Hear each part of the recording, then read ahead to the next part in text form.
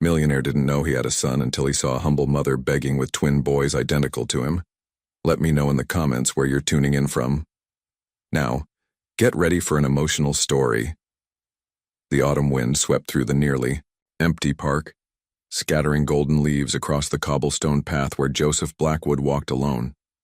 His tailored overcoat and polished shoes spoke of wealth, but his eyes, those piercing blue eyes, held a sorrow that no fortune could erase.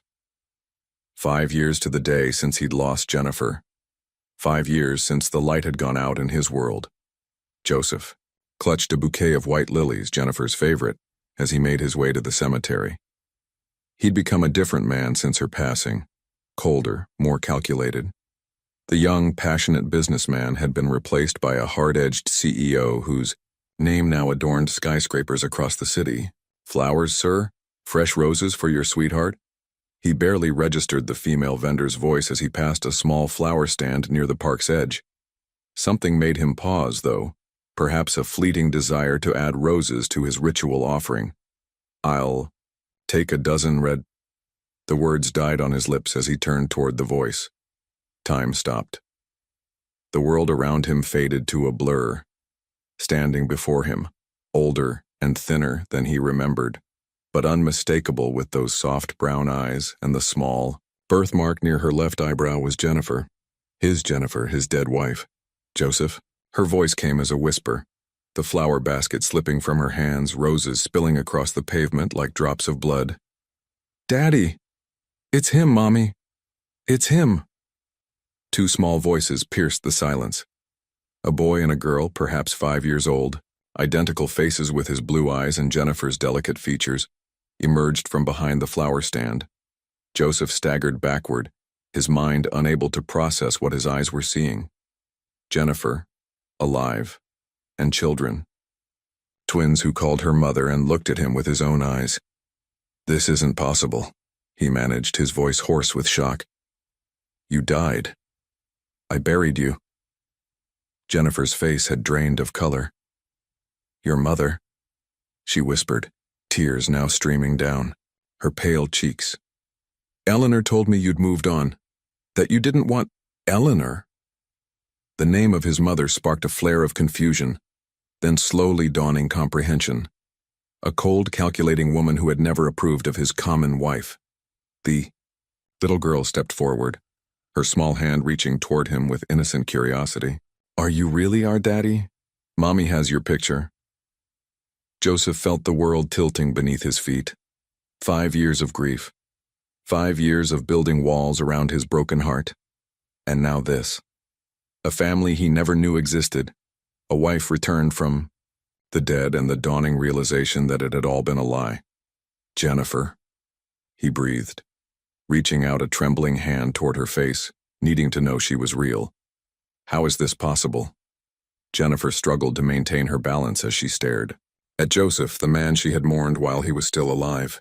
The twins, Noah and Olivia, looked between their mother and the stranger who was supposedly their father, confusion painted across their identical faces. "We can't talk here," Jennifer whispered, noticing the small crowd forming around them. The wealthy CEO of Blackwood Technologies was easily recognizable, and their emotional encounter was drawing unwanted attention. Joseph nodded, his business instincts kicking in despite his shock. "There's a cafe around the corner." His voice was mechanical, as if operating on autopilot while his mind raced to process this impossible reality. 20 minutes later, they sat in a quiet corner booth. The twins colored on paper placemats while Joseph and Jennifer faced each other across the table, 5 years of separation stretching between them like an ocean. "Eleanor told me you were moving on with Catherine Prescott," Jennifer began, her fingers nervously shredding a napkin. "She showed me photos of you two together at charity events. She said it would be better for everyone if I just disappeared." Joseph's knuckles whitened as he gripped his untouched coffee cup. "My mother sent you away when you were pregnant?" 3 months along. She arranged a family visit to England. Said it was a gift from you." Jennifer's voice grew bitter. "When I arrived, she took my passport, my phone, everything, left me with barely enough money for a week and vanished. And you believed I knew about this?" Anger flashed in Joseph's eyes. At first, no. I tried contacting you, but every number was disconnected. Then I saw the obituary. Jennifer wiped a tear. My own death, Joseph. With you quoted saying how you'd never recover from the loss of your beloved wife. Olivia tugged at her mother's sleeve. Mommy, I'm hungry. Joseph immediately signaled the waitress, ordering food for the children without hesitation. This small act of paternal instinct surprised him as much as Jennifer. How did you get back to America? He asked when the waitress left. It took me years to save enough for passage and fake documents. By then, the twins were 4. Jennifer glanced at the children. When we finally returned, I saw you with her, Catherine, at the opening of your new headquarters building. You looked happy. Joseph leaned forward. I was never happy, Jennifer. I've spent 5 years building an empire to fill the hole you left. And now? Jennifer's question hung between them. Before he could answer, Joseph's phone buzzed. Catherine's name flashed on the screen. He silenced it without a second thought. I need proof, he said finally. A DNA test for the children. Pain flickered across Jennifer's face, but she nodded. Of course, they're yours, Joseph. They have your eyes, your stubbornness. A ghost of a smile touched her lips. Noah even furrows his brow exactly like you when he's concentrating. Joseph glanced at the boy, who was indeed furrowing his brow over a particularly challenging section of his coloring page.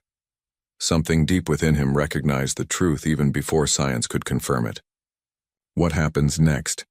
Jennifer asked softly. Depends entirely on you.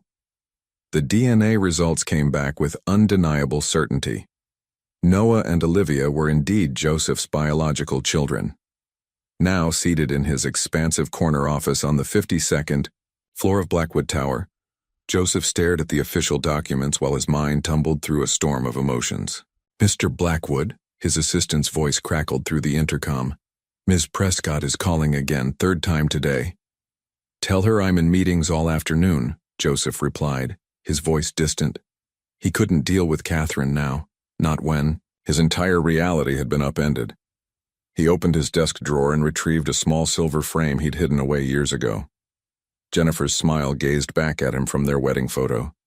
She'd been so young then, just 23, her art degree, newly framed, her eyes full of dreams. He'd been 25, ambitious but still idealistic, before grief hardened him into the ruthless businessman he'd become. His phone buzzed with a message from Jennifer. The twins keep asking when they'll see you again. Joseph ran a hand through his immaculately styled hair. How had his mother orchestrated something so monstrous? Separating a pregnant woman from her husband, fabricating a death, allowing him to grieve for 5 years while his children grew up without him. The sound of the office door flying open jolted him from his thoughts. Joseph, enough of this nonsense. Catherine Prescott stood in the doorway, elegant in designer wear, her father's influence as a major shareholder apparently sufficient to bypass his assistant. There are rumors all over town. Something about your dead wife miraculously returning. With children? Joseph didn't rise from his chair. They're not rumors, Catherine, her perfectly composed face faltered. What exactly are you saying? Jennifer is alive. My mother sent her away when she was pregnant and faked her death. He held up the DNA results. I have twins, a son and daughter. Catherine's laugh was brittle. This is absurd. Some woman shows up claiming to be Jennifer with children in tow and you believe her? Have you lost your mind? The DNA confirms it, Joseph replied evenly. Catherine's eyes narrowed as realization dawned. So what does this mean for us? For our engagement? The merger with my father's company that's supposed to be announced next month? Joseph finally stood, feeling the weight of this impossible choice.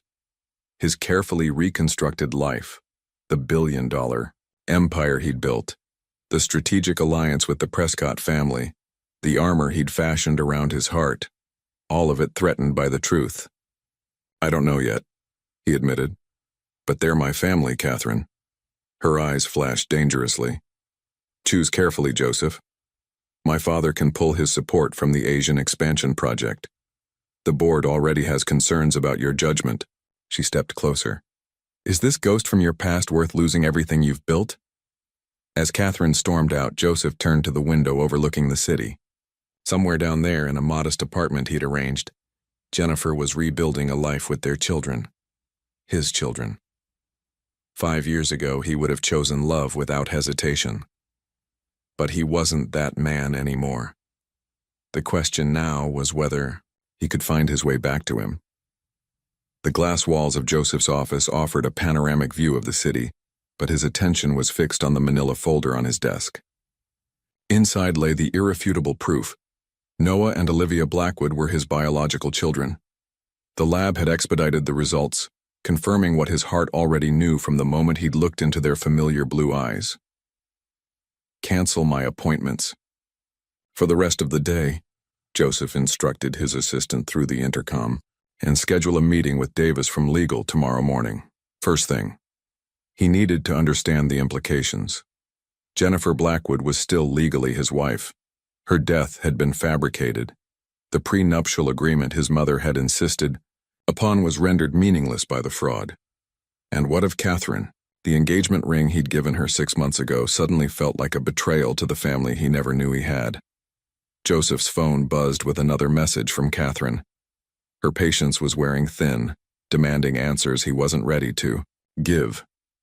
The merger with Prescott Industries hinged on their marriage, a business arrangement dressed up as romance that had served both families' interests. Until now. He opened his desk drawer and withdrew a worn leather journal. Inside, pressed between the pages, was the last photograph taken of Jennifer before her death. Her smile, once a source of unbearable pain, now awakened something he'd thought long buried. Mr. Blackwood, his assistant's voice interrupted. There's a Ms. Eleanor Blackwood on line 1. She says it's urgent. His mother. Of course she would have heard by now. Her network of society spies would have reported Jennifer's reappearance within hours. Tell her I'm unavailable, Joseph replied, his tone hardening. Indefinitely. He picked up his personal phone instead and dialed the number he'd given Jennifer for the temporary apartment. Hello? Her voice was cautious, as if still uncertain of his intentions. The test confirmed what we already knew, Joseph said simply. I'd like to see the children again properly this time. The silence from Jennifer's end stretched for several seconds. They have school until 3. Come by after? Joseph agreed, ending the call before his emotions could betray him. 5 years of grief had taught him to compartmentalize, to lock away vulnerability. But the walls he'd built were crumbling faster than he could reinforce them. As he gathered his coat and briefcase, his gaze fell on the framed magazine cover hanging near his office door, Forbes's Businessman of the Year, featuring his stern profile against the Manhattan skyline. The caption read, Joseph Blackwood, Building an Empire from Tragedy. How hollow that empire felt now, knowing what it had cost him. 5 years with his children. 5 years with the woman he had once pledged his life to. And yet that empire represented power. Power he might need to protect them all from whatever his mother might do next. Eleanor Blackwood had already proven she would stop at nothing to shape the future of the Blackwood legacy according to her vision. The car is waiting, Mr. Blackwood, his assistant informed him as he stepped into the reception area. Joseph nodded, straightening his tie. Thank you, Diane. And if my mother calls again, tell her my attorney will be in touch. It was time to meet his children. Not as the confused stranger in a cafe, but as their father. The modest apartment Joseph had arranged for Jennifer and the twins was a far cry from his penthouse or the mansion where they'd once lived as newlyweds. He knocked on the door, clutching a gift bag containing carefully chosen presents for Noah and Olivia, books and puzzles that might help him connect with children he barely knew. The door swung open to reveal Jennifer, her hair pulled back in, a simple ponytail, dressed in jeans and a sweater that had seen better days. For a moment they simply looked at each other, the weight of 5 lost years hanging between them.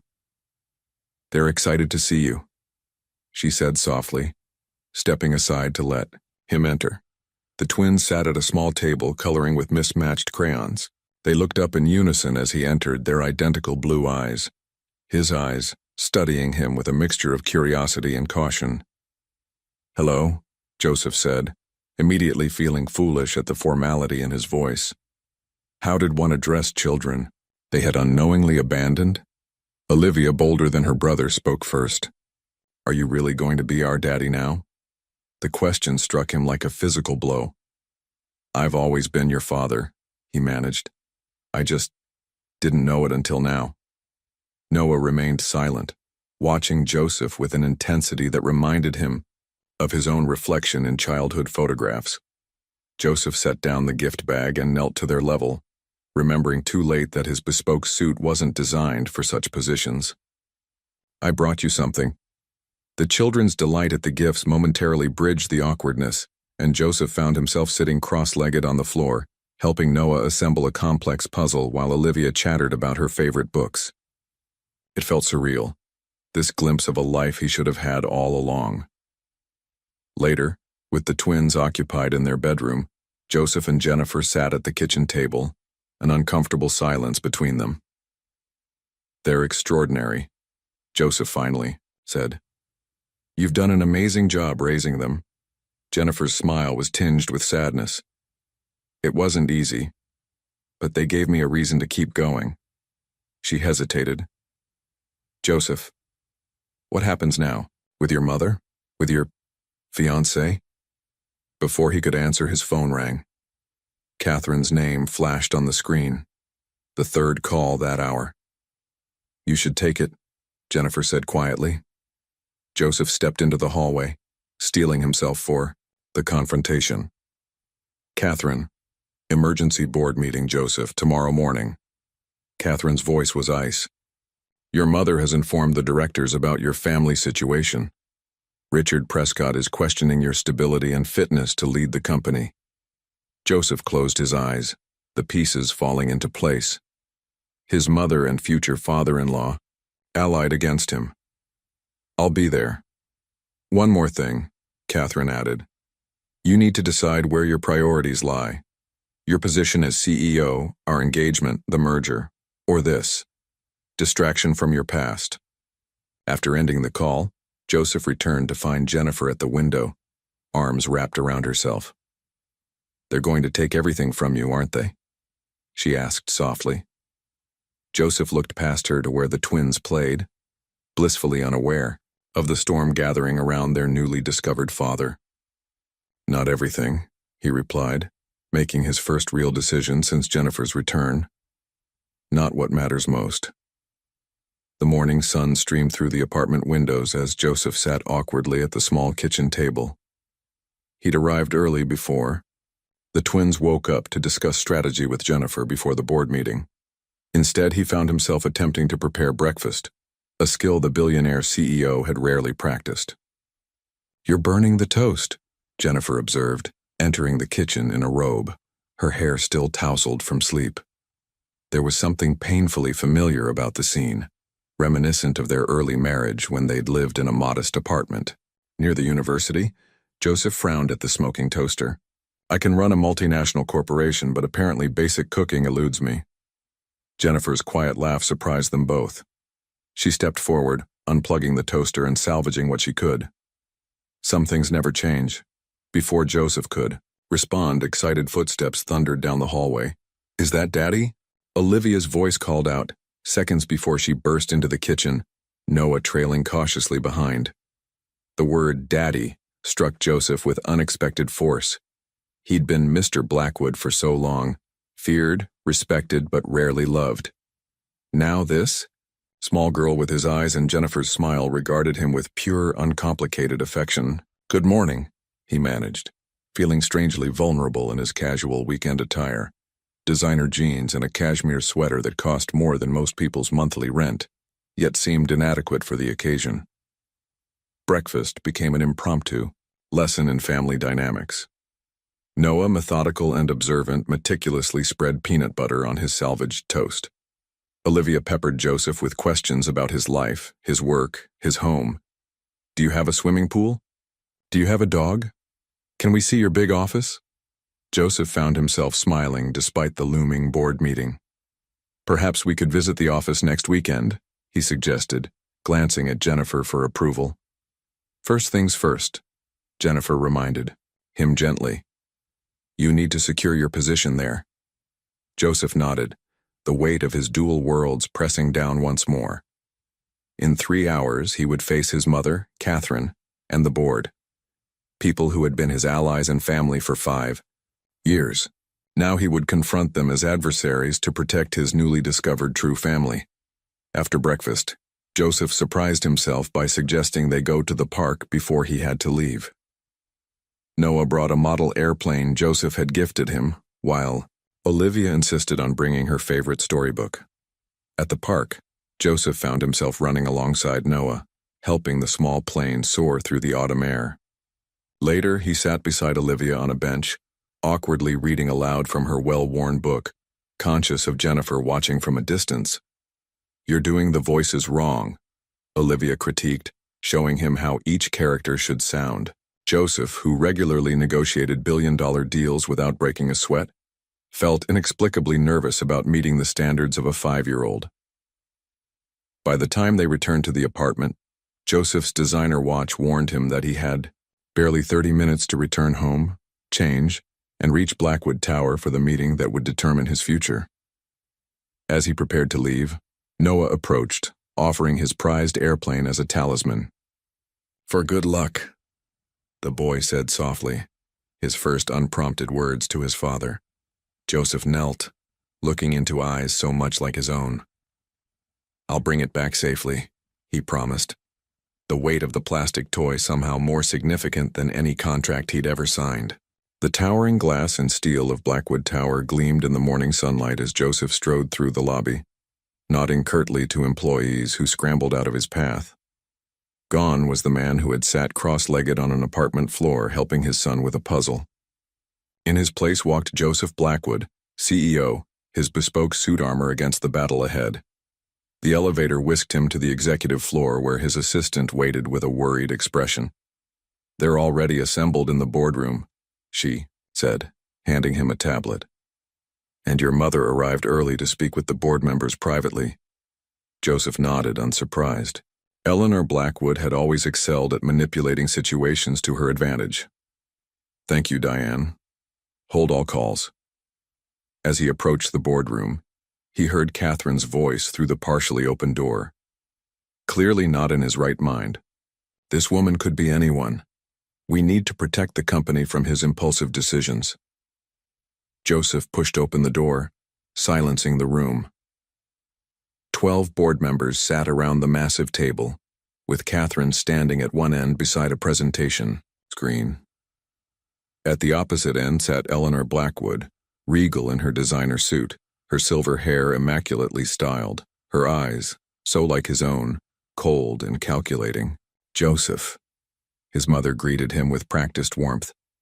"We were just discussing the unusual situation that's developed."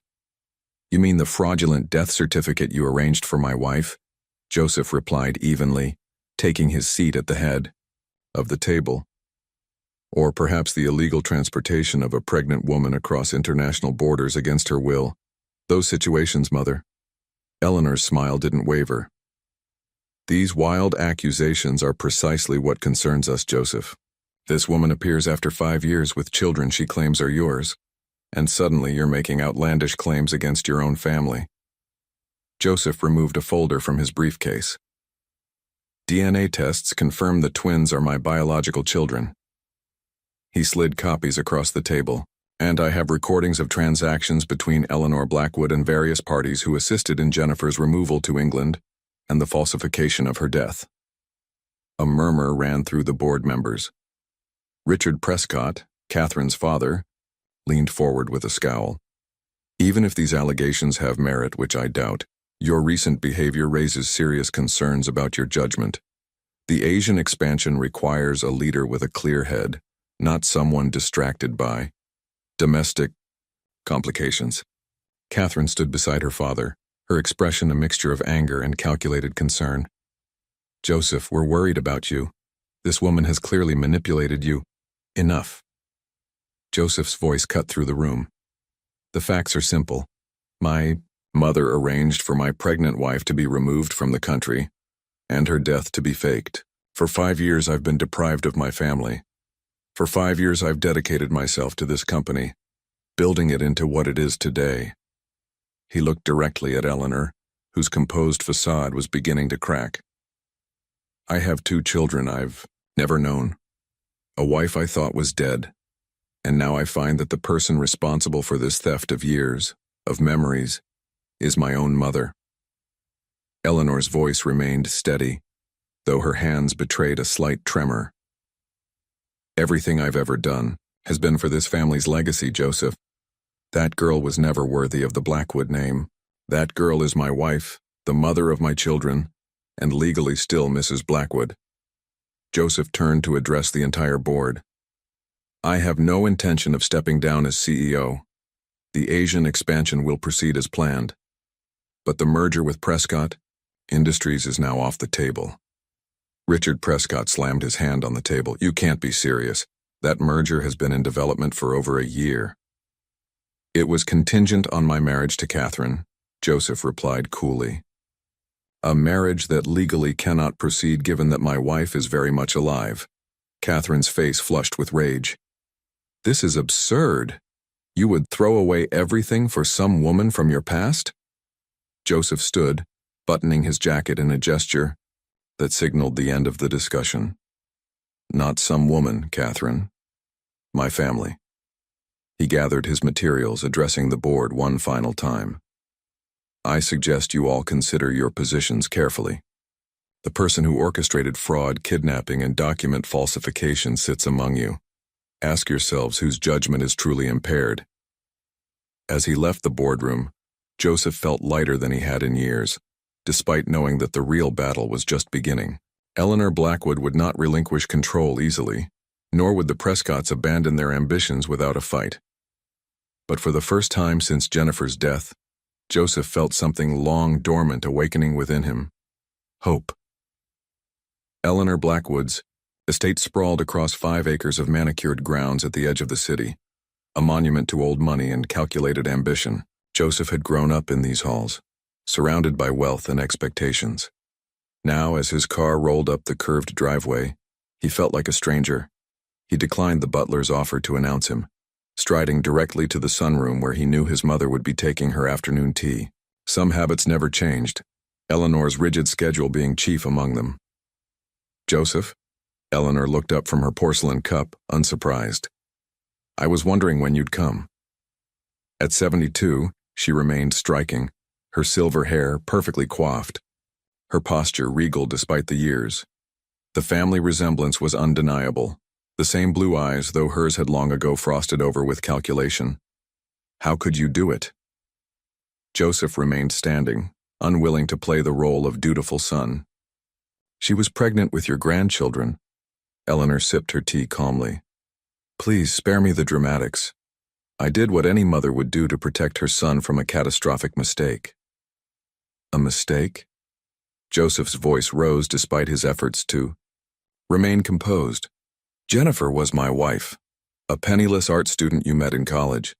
Eleanor set down her cup with a sharp clink. She contributed nothing to this family's legacy or future.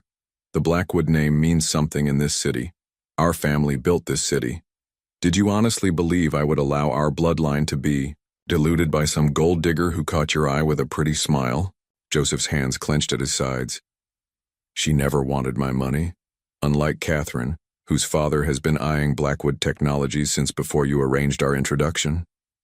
Eleanor's laugh was brittle. At least Catherine understands our world. She would have been a suitable partner, strengthening our position. Now you've thrown away a strategic alliance for sentiment. For family, Joseph corrected her. My children, Mother. Your grandchildren. Have you even seen a photo of them? Noah has my eyes, my expressions. Olivia has Jennifer's laugh, but my stubborn determination. Something flickered across Eleanor's face, perhaps the first genuine emotion he'd seen from her in years. But it vanished quickly behind her practiced mask. Children can be provided for without disrupting one's life, she said dismissively. A trust fund, good schools. That's not being a father. Joseph cut her off. That's what your father did to you. What you and father did to me. I won't continue that legacy of distant parenting and emotional detachment. Eleanor rose, her voice hardening. Don't be naive, Joseph. You've built an empire. Do you truly believe you can suddenly become a doting father? That you can juggle board meetings and bedtime stories? That woman has filled your head with sentimental nonsense. That woman, Joseph replied evenly, is still legally my wife, and I intend to be a husband and father, something this family has apparently forgotten how to do. Eleanor moved to the window, gazing out at the grounds. I can still destroy her, you know. One call to the immigration authorities about her fraudulent re-entry to the country. Don't threaten me, Mother. Joseph's voice was dangerously quiet. Every step you took to separate us left a trail. Bank transfers, falsified documents, bribed officials. I've spent the past week uncovering it all. Move against Jennifer or my children, and I'll ensure the Blackwood name is remembered not for building this city, but for corruption and fraud. As he turned to leave, Eleanor called after him. You're making a terrible mistake, Joseph. No, he answered without looking back. I'm finally correcting one. The story of Joseph Blackwood's resurrected wife and secret children exploded across social media within hours of the board meeting. Reporters camped outside Jennifer's apartment building. Photographers with telephoto lenses attempted to capture images of the twins, and tabloids published increasingly outlandish theories about what had really happened 5 years ago. We can't. Stay here, Joseph said, watching from the window as another news van pulled up. He had barely managed to enter the building through the service entrance, evading the press corps that had staked out the main lobby. Jennifer nodded, gathering the twins' scattered toys. They followed us to school yesterday. The principal had to call security. Joseph turned from the window, his decision already made. I have a place in the mountains, 3 hours north, completely private. The press doesn't know about it. I bought it through a shell corporation after I thought I'd lost you. Noah looked up from his book, eyes serious beyond his years. Will we have to change schools again? The question twisted something in Joseph's chest. How many times had Jennifer been forced to uproot their children, always just a step ahead of poverty? How many schools, apartments, jobs had they cycled through while he lived in luxury, believing himself a widower? Just temporarily, Joseph assured him, until things calm down. Olivia, ever the optimist, brightened immediately. Is it like a vacation? Does it have trees? Can we climb them? Joseph found himself smiling despite the circumstances. Yes to all three, and there's a lake for fishing if you'd like to learn. I already know how, Noah stated quietly. A man at the shelter taught me last year. Another revelation that silenced Joseph. His son learning to fish from strangers at a homeless shelter while he closed million-dollar deals in his penthouse office. Within hours, Joseph had arranged everything. His trusted driver brought an SUV with tinted windows to the building's underground garage. Essential belongings were packed. His private security team created a diversion at the main entrance while the family slipped away unnoticed. The drive to the mountain retreat passed in relative silence, the twins eventually falling asleep in their booster seats.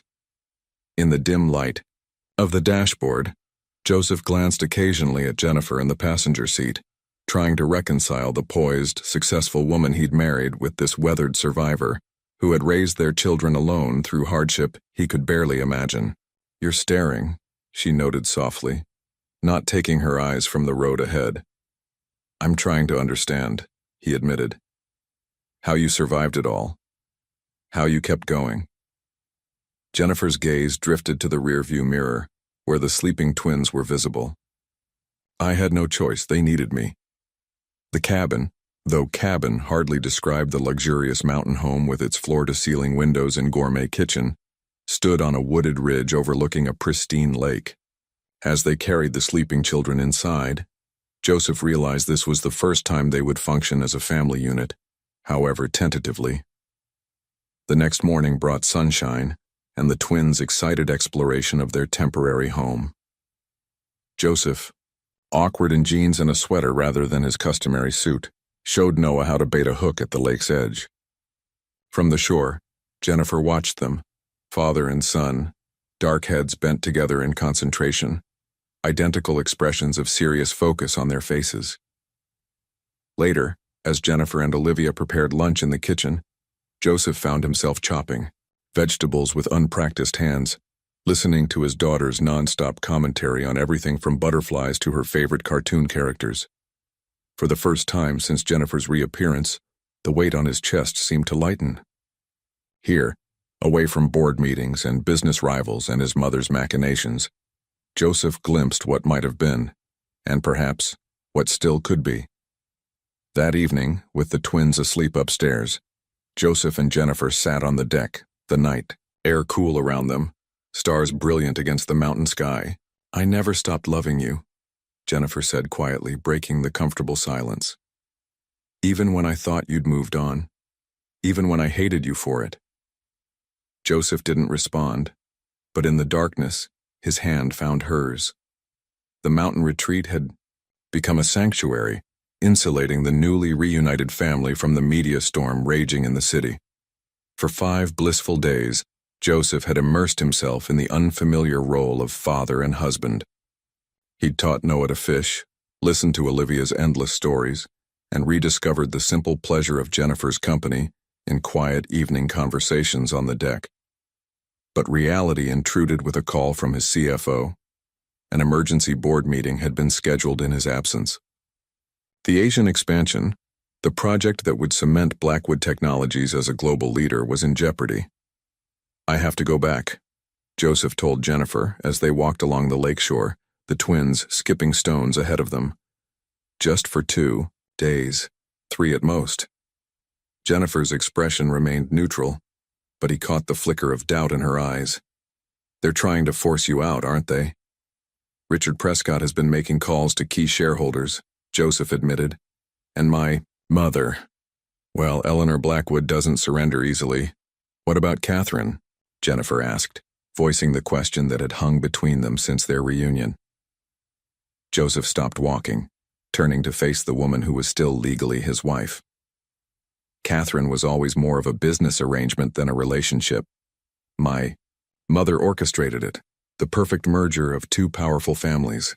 Jennifer nodded, unsurprised. "And now?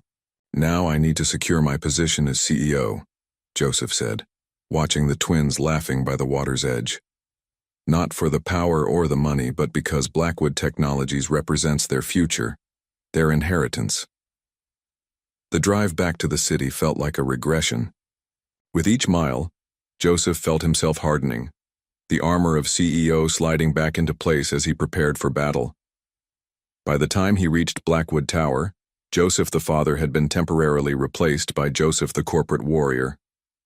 The boardroom fell silent as he entered, 13 faces turning toward him with expressions ranging from sympathy to barely concealed hostility. Richard Prescott occupied what had previously been Joseph's seat at the head of the table. Catherine sat beside her father, her elegant posture betraying no hint of the personal betrayal she undoubtedly felt. "Joseph," Richard greeted him with cold formality. "We weren't certain you would join us." "I'm still CEO of this company," Joseph replied evenly, remaining standing. Though it appears some would prefer to forget that fact. Eleanor Blackwood sat opposite Catherine, her silver hair gleaming under the recessed lighting. "Joseph, we're concerned about the company's stability in this delicate time. The markets don't respond well to personal scandals, which is why I've arranged this." Joseph placed a tablet before each board member. "A statement from our PR team, explaining the situation accurately and sympathetically. The narrative of a family reunited after deception plays considerably better than endless speculation." He turned to address the entire board. "The Asian expansion requires stability, not uncertainty. I remain the most qualified person to lead this company through the next phase of growth." Richard Prescott's laugh was dismissive. "Qualified?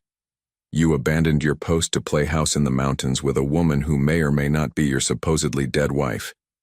Meanwhile, our stock has dropped 12%. "A temporary fluctuation," Joseph countered, One that will correct itself when we proceed with the expansion as planned. Without the Prescott merger, Catherine spoke for the first time, her voice razor-sharp. Our backing was integral to securing the necessary financing. Joseph met her, gazed directly. Alternatives have been arranged. Miyamoto Industries has expressed interest in a partnership that would actually offer better terms than what Prescott proposed. The stunned silence confirmed he had caught them off guard. Joseph had spent his evenings at the cabin making calls to Tokyo, leveraging relationships built over years. Richard Prescott's face flushed with anger. "You would throw away our arrangement? After everything we've done for you?" "I believe it was a mutually beneficial business proposition," Joseph replied coolly. "One that unfortunately can no longer proceed given that I am still legally married." Eleanor's voice cut through the tension. "Which brings us to our proposal, Joseph. Choose your position as CEO or this family situation you've discovered. You cannot have both." The boardroom fell silent as Eleanor's ultimatum hung in the air. Every face turned to Joseph, waiting for his response. Even Catherine, despite her cool exterior, leaned forward slightly, her perfect manicure tapping against the polished table surface. Joseph looked at each board member in turn, these people who had been his closest allies during the years he'd believed himself a widower. How many of them had known the truth? How many had attended Jennifer's funeral while aware it was all fabrication? "You're asking me to choose between my children and this company," Joseph said finally, his voice unnervingly calm. "We're asking you to be realistic," Richard Prescott countered. "Your personal drama is threatening shareholder value. The Asian expansion requires focused leadership, not someone distracted by domestic complications." Joseph straightened, buttoning his suit jacket in the gesture that had become his signature before delivering crucial decisions. "I built this company from a regional player into a global force. After Jennifer's supposed death, I poured every waking hour into Blackwood Technologies because it was all I had left." He turned to face his mother directly. "But I never would have chosen it over my family had I been given the choice. You made that decision for me, Mother." Eleanor's expression remained impassive, though her fingers tightened around her pen. "I did what was necessary to secure the future of this family's legacy." "No," Joseph replied, his tone hardening. "You did what was necessary to control me, just as you're attempting to do now." He addressed the entire board once more. "I've dedicated 5 years to this company at the expense of everything else. I missed the first steps of my children, their first words, their first days of school. I will not miss another moment." Catherine's laugh was brittle. "So you're choosing this woman and her children over everything we've built together? Everything we planned?" "Our engagement was a business arrangement, Catherine." "We both know that," Joseph replied, watching her carefully composed facade begin to crack. "And yes, I'm choosing my family, but not over Blackwood Technologies." He placed a flash drive on the table. "This contains evidence of multiple federal crimes committed by Eleanor Blackwood in orchestrating Jennifer's removal from the country and the falsification of her death certificate, identity fraud, kidnapping, misuse of company funds." Eleanor's face drained of color as Joseph continued. "It also contains documentation of improper collusion between Richard Prescott and 3 board members present today to artificially devalue Blackwood stock ahead of the proposed merger." Chaos erupted around the table. Richard Prescott rose to his feet shouting denials. 2 board members immediately began making calls to their attorneys. Catherine stared at Joseph with pure hatred. Joseph raised his hand, silencing the room through sheer force of presence. "I have no desire to destroy this company or anyone in this room, so here is my counter-proposal. I remain CEO. The Asian expansion proceeds with Miyamoto as our partner, and my family is never threatened again." He turned to leave, then paused at the door. "The board meeting is adjourned. I'll be taking a 2-week family leave effective immediately. I suggest you all use that time to consider your positions carefully." As the elevator descended to the lobby, Joseph loosened his tie and exhaled slowly. For the first time in 5 years, he felt like himself again. Not the cold, calculating businessman grief had forged, but the man Jennifer had fallen in love with at university. the man who had vowed to be a better father than his own had been. He pulled out his phone and dialed. "Jennifer, I'm coming home, for good this time." Joseph's return to the mountain cabin triggered an explosion of joy from Olivia, who launched herself into his arms the moment he stepped through the door. Noah hung back, watching carefully, his small face serious, until Joseph produced the model airplane from his briefcase, kept safe through board meetings and confrontations as promised. "You really came back," the boy said softly, accepting the plane with reverent hands. "I'll always come back," Joseph replied, the simple promise feeling more significant than any contract he'd ever signed. That evening, after the twins were asleep, Joseph and Jennifer sat on the cabin's deck beneath a canopy of stars, mugs of tea warming their hands against the mountain chill. "I resigned as CEO," Joseph said, breaking the comfortable silence. Jennifer turned to him, startled. "But the company, your legacy—" "I didn't resign completely," he clarified. "I'm stepping back to chairman of the board. I'll guide major decisions, but the day-to-day operations will be handled by someone else." He watched the moonlight reflect on the lake below. "I spent 5 years building an empire to fill the void you left. Now I have a chance to build something more important." "What about your mother, the Prescotts?"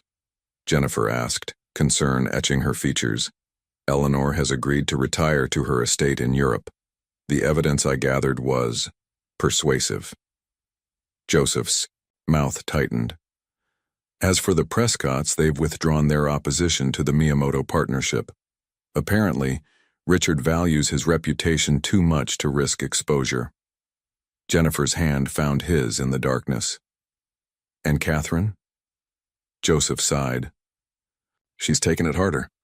There will be social repercussions, gossip, but she'll survive. The Prescott name still carries weight." The night wrapped around them, peaceful and vast. After a moment, Joseph spoke again. "Tomorrow, I'd like to take Noah and Olivia to see their grandfather's study." Jennifer looked puzzled. "Your father's been gone for 10 years. "Yes," Joseph nodded. "But his legacy is more than just the company.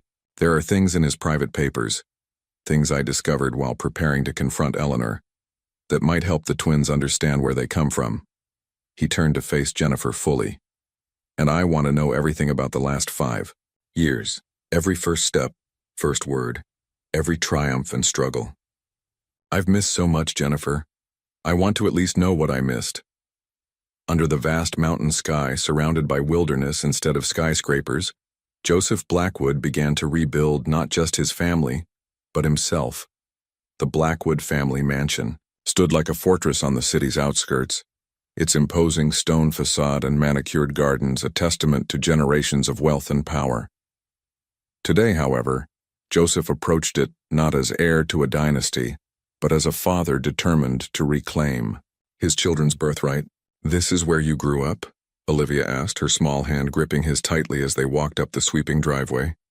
Noah followed closely behind, his eyes taking in every detail with the quiet assessment that reminded Joseph so much of himself. "It is," Joseph confirmed, "and before that my father and his father before him." The grand foyer echoed with their footsteps as Joseph led the twins and Jennifer past priceless artwork and antiques. Staff members watched with barely concealed curiosity.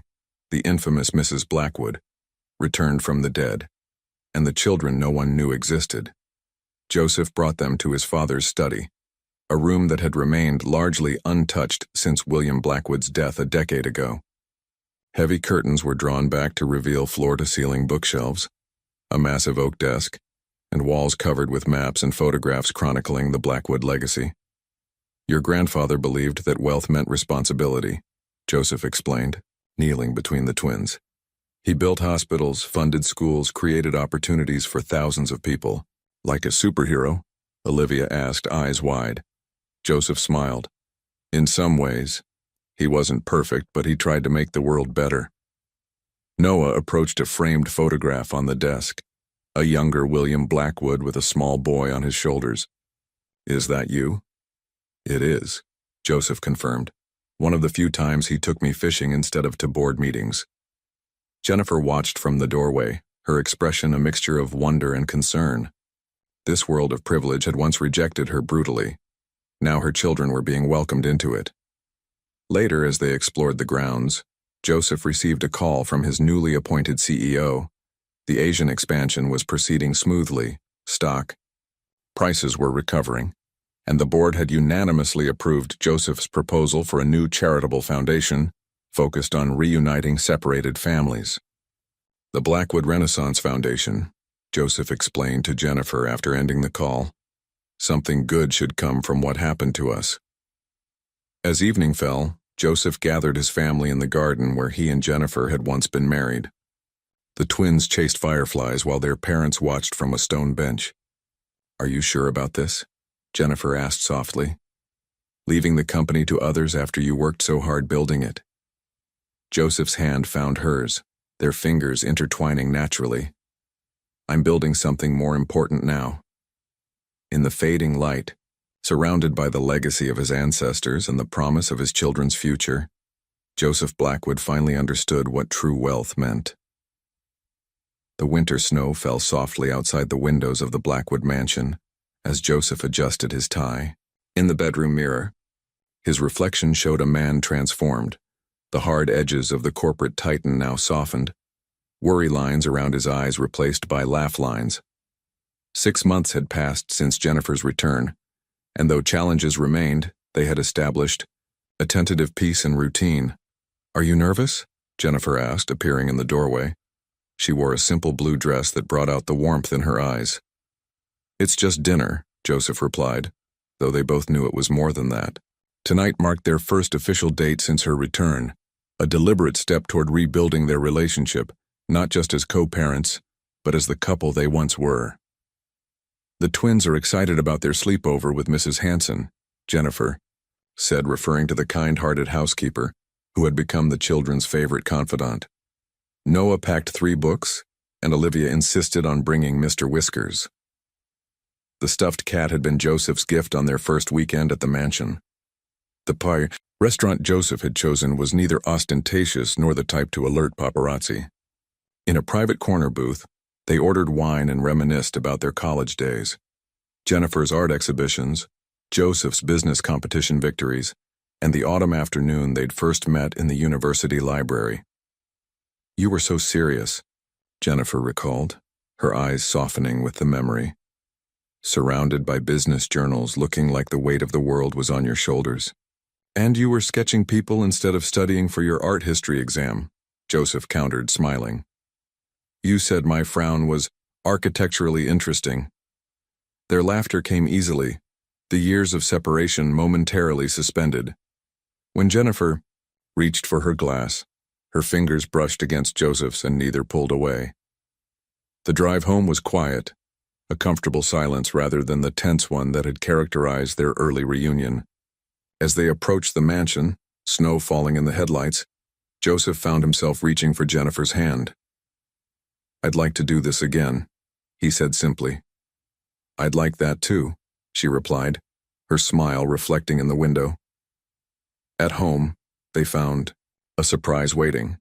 The twins had created drawings for them before leaving for their sleepover.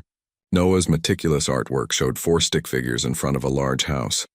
Olivia's more exuberant creation featured the same family, surrounded by hearts and stars. "When are you going to get married again?" Olivia had written across the top. In her uneven handwriting, Joseph and Jennifer exchanged glances, momentarily flustered by the innocent question. "We should get some rest," Jennifer said, turning toward the guest wing where she still maintained separate quarters. "Jennifer," Joseph called softly as she reached the stairs. When she turned, he found himself at a loss for words. Instead, he crossed the space between them and gently took her hand. No grand gestures, no dramatic declarations, just the simple touch they had both denied themselves for far too long. The courtroom was silent as Eleanor Blackwood stood to receive her sentence. At 72, her once imposing figure seemed diminished in the harsh fluorescent lighting.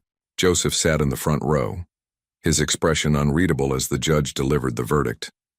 2 years of house arrest, substantial financial penalties, and mandatory community service. A lenient sentence, Joseph's attorney whispered. Given the severity of the charges, Joseph nodded, feeling neither victory nor vindication. The public exposure of Eleanor's crimes had tarnished the Blackwood name more than any business setback ever could. Yet he knew this closure was necessary, not for revenge, but for healing. As the court adjourned, Eleanor approached him, escorted by her attorney. Her eyes, so like his own, held something he'd rarely seen there: uncertainty. "I'd like to see them," she said quietly. "The children. My grandchildren." Joseph had anticipated this request. He and Jennifer had spent many nights discussing it, weighing the risks against the possibility of redemption, even for someone like Eleanor. Under supervision, Joseph replied evenly, "And only if they wish to meet you." The meeting took place the following week in the garden of the Blackwood mansion. Eleanor, stripped of her usual armor of designer clothes and perfect composure, sat nervously on a stone bench as Noah and Olivia approached with their parents. "Children," Joseph began carefully, "this is your grandmother, Eleanor." Olivia, ever fearless, stepped forward first. "Why did you take Mommy away?" The blunt question from a 6-year-old accomplished what years of business adversaries had failed to do. It cracked Eleanor Blackwood's facade completely. For perhaps the first time in her adult life, she answered with unvarnished truth. "I was afraid," she admitted, her voice barely audible. "Afraid your mother would take your father away from me, from our family legacy." Noah, watching with his penetrating gaze, asked, "Are you still afraid?" Eleanor looked at the boy who so resembled her son at that age. "No," she said after a moment, "just sorry." Later that evening, after the children had gone to bed, Joseph sat with Jennifer in the library discussing the day's events. "Do you think she can change?" Jennifer asked. "Truly?"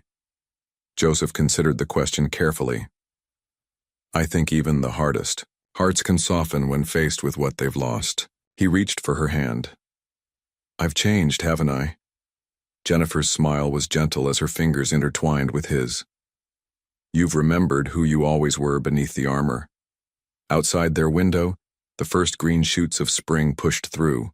The soil, new life emerging from winter's hardship, fragile but determined. 1 year after their unexpected reunion in the park, Joseph and Jennifer stood hand in hand under a floral arch in the garden of their new home. The property, nestled between the city and mountains, represented their fresh start, neither the imposing Blackwood mansion nor the modest apartment, but something that was uniquely theirs. Noah and Olivia, now 6 years old and dressed in carefully chosen formal attire, watched with wide eyes as their parents prepared to renew the vows that had never truly been broken. Noah carried a small velvet pillow with 2 gleaming rings, his usual serious expression softened by the significance of the moment. Olivia clutched a basket of flower petals, barely containing her excitement as she bounced slightly on her toes. The intimate gathering included only their closest friends and family. In the front row sat Mrs. Hanson, the housekeeper who had become like a grandmother to the twins. Behind her, Catherine Prescott, her initial hostility transformed into a tentative respect after months of witnessing Joseph's transformation from corporate titan to devoted father. At the back, under the watchful eye of her court-appointed supervisor, sat Eleanor Blackwood. Her house arrest allowed for this special dispensation, though the electronic monitor on her ankle was visible beneath her designer pantsuit. The past year had aged her visibly, yet there was something new in her expression as she watched her grandchildren, a softness that suggested the first tentative steps toward redemption. Joseph, looking at Jennifer in her simple white dress, felt a wave of emotion so powerful it momentarily stole his breath. This woman had endured poverty, hardship, and heartbreak, raising their children alone while believing he had abandoned them. Yet here she stood, her eyes filled not with bitterness but with the same love he had fallen for over a decade ago. "When we first met," Joseph began his vows, his voice steady despite the emotion in his eyes, "I thought I knew exactly what my life would be. You showed me a different path, one with color, with passion, with purpose beyond profit. Then I lost you, and I became a man I hardly recognized. He squeezed her hands gently. But fate gave us what few ever receive, a second chance. These past 12 months have taught me that no success is meaningful without someone to share it with, that no amount of wealth can purchase a single moment of true happiness like watching our children grow. Jennifer's vows, spoken through tears of joy, celebrated not just their love, but the resilience that had carried them through their darkest hours. "We've crossed oceans of sorrow to find each other again," she said. "And I promise to never lose sight of the shore we've finally reached together." As they exchanged rings, Olivia could contain herself no longer. "Does this mean we're a real family now?" she asked loudly, causing laughter to ripple through the guests. "We've always been a real family," Joseph answered, kneeling to his daughter's level. "This just makes it official." Under a perfect blue sky, surrounded by those who had witnessed both their separation and reunion, Joseph and Jennifer sealed their renewed commitment with a kiss. Not the passionate embrace of young lovers, but the profound connection of two souls who had found their way back to each other against impossible odds. Later, as music played and their guests celebrated, Joseph watched Jennifer dance with the twins beneath strings of garden lights. The sight filled his heart with a joy so complete it bordered on pain. 5 years lost, but a lifetime still ahead. A future bright with possibility and rich with love. The Blackwood family story, once marked by tragedy and deception, had been rewritten. Not erased, for the scars remained, but transformed into a testament to the enduring power of love, forgiveness, and second chances.